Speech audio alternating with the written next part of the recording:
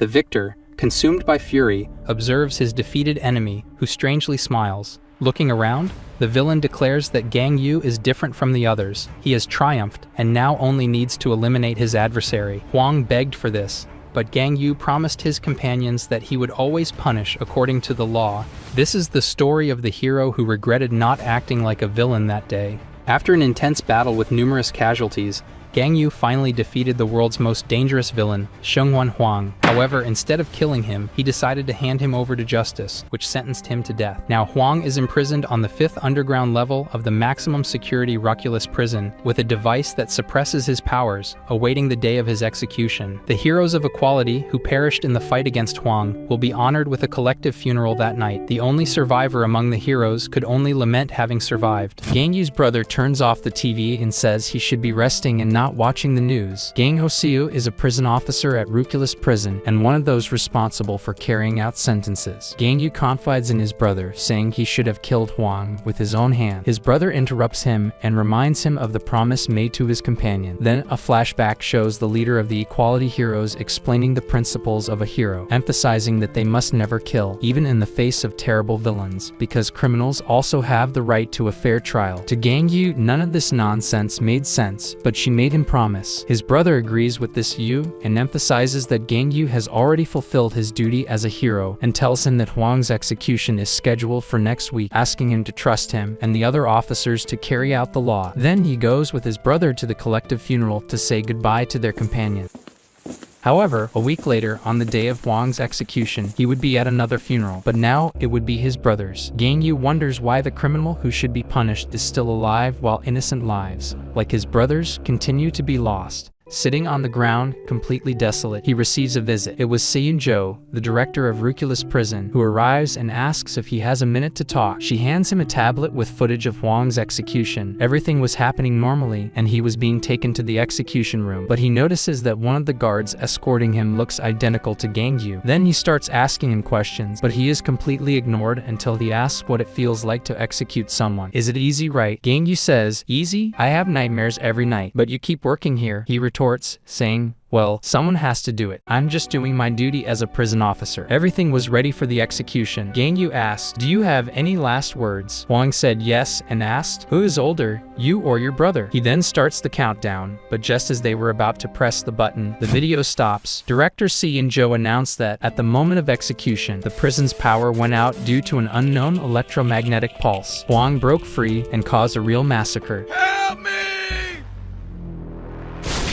Leaving Gangyu for last, Huang said he thinks he is the older one and asked if he was right. Enraged, Gangyu tries to attack him but fails completely. Even without superpowers, he couldn't give up, but without difficulty, Huang turns him into a pool of blood and says he will ask Gangyu if he was right. Seiyun-jo says these unidentified electromagnetic pulse attacks not only freed Huang, but all the inmates. The good news is that they managed to keep everyone inside the prison, but the criminals are without their power suppression devices, and several officers are still inside. So she says she needs his help to end the rebellion in Ruculus prison. He agrees, but with one condition: he does not go in there as a hero but as an executioner. Inside the prison is chaos, but when the gate begins to open, they think it is a great opportunity to escape. However, they are all mistaken because the one before them will not allow anyone to leave. He introduces himself, saying he is Gangyu, their new prison officer. Some recognize his name and ask why a hero is dressed in those clothes, but they will soon know. Some criminals decide to attack, and with a single punch, he can take them down. The other inmates are shocked by what they see. Using the prison's internal audio system, Gangyu announces to everyone, from the ground floor to the 5th underground level, that the day of execution has arrived. The prisoners are outraged and say, "Who are you to decide to kill us? Where are the human rights?" Gangyu then asks, "Do you really have the right to complain after taking so many lives?" One of them responds that he didn't kill that many people. Another says he has more fingers than murders, and so they keep complaining. In the midst of all this confusion, Choi Gawan, convicted of killing 8 people, sees an opportunity to escape. He waits until Gangyu is distracted and tries to use his powers to escape, but is interrupted by a kick that kills him. him instantly. Taking advantage of the silence, Gangyu offers the inmates two choices: return to their cells, wear suppression devices, and await execution, or stay and face immediate death at his hand. An inmate, thinking he's funny, says he chooses the second option since everyone will die anyway, and says the terms of the negotiation make no sense. Gangyu clarifies that it is not a negotiation but an act of mercy. Most inmates consider accepting the first option to prolong their lives, but the smart Alec intervenes, urging the others to kill him and try to regain freedom. Gangyu reveals that he knows who he is because director Seunjo gave him information about the danger levels of the inmates. At Ruculus Prison, inmates are classified into different levels of danger, from those who pose a local threat to those who pose a global threat. Gangyu's brother's killer is on the 5th floor, where those who pose a danger to the whole world are. The director explains that although the numbers may seem large, the inmates at different levels are not allies. However, all the inmates on the 1st floor are united around a leader named Hillison, who has the power to strengthen the morale and physical strength of his companions. Gangyu mentions that Hillison attacked a hospital, resulting in the death of 7 citizens and a heroine. Hillison corrects him, boasting saying it was 10 because the heroine was pregnant with twins. Gangyu asks the director about the prison's resistance, as he plans to use a bit of force and fears it will collapse. Saeed responds that he can do whatever he wants and assures that the prison will not collapse. He is relieved and says, "Then I don't need to control my strength." Hillison says Gangyu is bluffing and that, unlike his former teammates, he is a fraud. He then activates his ability, increasing the determination and physical strength of all the inmates, who waste no time and advance towards Gangyu. But he remains calm and, with a simple move, eliminates half of the prisoners. Everyone is scared, but the attack is not over yet. He stomps the ground hard, throwing everyone up and making the prison shake. Then he launches an attack so fast that, in a few seconds, it makes a real massacre. Then he says he has finished the execution on the 1st floor and is heading to solitary confinement. On the way, he ends up facing other prisoners and wonders how many had already been executed. Dozens? Hundreds? It doesn't matter. The work was still far from over. When he reaches the solitary confinement on the 1st floor, he encounters a familiar face, Chuck Fielder, the cannibal. Years ago, he captured him and tried to execute him, but his team stopped him. Gangyu says, "Put on your device or die."